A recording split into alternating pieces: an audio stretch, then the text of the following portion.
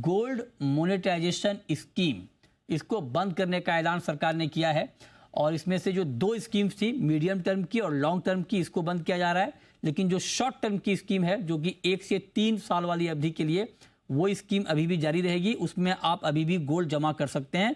लेकिन medium term और जो लॉन्ग टर्म की स्कीम थी 5 से 7 साल वाली और 12 से 15 साल वाली, उसको बंद करने का ऐलान किया गया है, क्योंकि इसको बहुत अच्छा रिस्पांस नहीं मिला था, मार्केट डायनामिक्स बदले थे। इसको देखते हुए ये फैसला लिया गया है। लेकिन अगर आपके पास, आपने इस स्कीम के तहत गोल्ड जमा किया है, तो आपको डरने घबराने की ज़रूरत नहीं है, क्योंकि आपने जिस नियम और शर्त के आधार पर अपना गोल्ड जमा किया था, उसी शर्त और उसी नियम के आधार पर आपको मैच्योरिटी पर गोल्ड या कैश मिल जाएगा। हमारे साथ सुरेंद्र मेहता साहब इस वक्त जुड़े हैं इस पर बात करने के लिए। मेहता जी, बहुत स्वागत है आपका।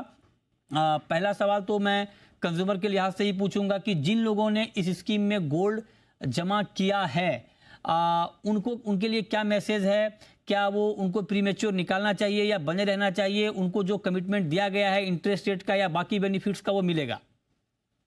जी बिल्कुल। जो नोटिफिकेशन है वो क्लियरली ये कहता है कि यदि आपने पुरानी स्कीम में पैसा डाला है, 26 मार्च के पहले पहले अगर आपने पैसा डाला है, तो आपको उसमें घबराने की जरूरत नहीं है। आपकी स्कीम एज इट इज चलती रहेगी। देखिए, ये पूरी स्कीम में सिर्फ 31 टन सोना सरकार के पास आया और 140 करोड़ की आबादी वाले देश में सिर्फ 5693 लोगों ने, एंटिटीज ने इसमें गोल्ड को जमा कराया। तो ये स्कीम बहुत ही अनसक्सेसफुल स्कीम रही। सरकार ने बहुत कोशिश की, 10 साल कोशिश की स्कीम को चलाने के लिए, लेकिन इसका कोई फायदा ज्यादा हुआ नहीं है। और होना ये था कि इस स्कीम में जो भी गोल्ड आता, उससे हमारी फॉरेन करेंसी और करंट अकाउंट डेफिसिट से हमको थोड़ा सा राहत मिलती। वैसा भी नहीं हुआ, क्योंकि 31 टन सोना कोई बहुत बड़ा नहीं होता है, और यही सोना गोल्ड मेटल लोन के लिए इस्तेमाल होना था। तो उसमें भी कोई बैंकों ने खास दिलचस्पी दिखाई नहीं। तो और जैसे आपने कहा, मार्केट डायनामिक्स भी बदल गए, तो इसके लिए स्कीम को बंद कर दिया गया। सरकार का एक और कारण था कि ये स्कीम इसलिए बंद की कि सरकार को इसमें ब्याज देना पड़ता था। शॉर्ट टर्म में ब्याज नहीं देना पड़ता, वो बैंक डिसाइड करती है कि वो ब्याज दे या ना दे। मीडियम टर्म में 2.25% ब्याज था, और जो लंबी अवधि का था उसमें 2.5% ब्याज था। ओके। तो सरकार को ब्याज भी देना पड़ रहा है, सरकार को सोना भी संभालना पड़ रहा है, जो को 1.5% कमीशन भी देना पड़ रहा है, बैंकों को 1% स्टोरेज कॉस्ट वगैरह भी देनी पड़ रही है। तो मेरे ये डायनामिक सही नहीं थे, इसलिए सरकार ने इसको बंद करने का फैसला किया। लेकिन मेहता जी, ये तो ठीक बात है। और मुझे याद है कि जब ये स्कीम लॉन्च हुई थी, उस वक्त मेरे ख्याल से गोल्ड का प्राइस 26 साढ़े 26 हज़ार के आसपास था, है ना। अब गोल्ड का प्राइस 90,000 के आसपास पहुंच गया, तो दाम भी काफ़ी बढ़ गए।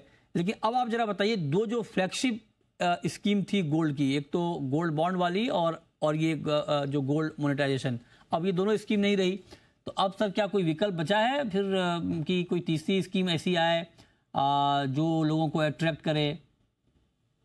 देखिए, ये दोनों स्कीम बंद करने का एक साफ साफ मतलब जो मुझे नजर आता है, मुझे लगता है कि सरकार गोल्ड की कोई भी स्कीम, कमिटमेंट वाली कोई भी स्कीम नहीं ऑपरेट करना चाहती। और मेरे ख्याल से ये जायज भी है, क्योंकि मार्केट बहुत ही अच्छा इवॉल्व हो चुका है।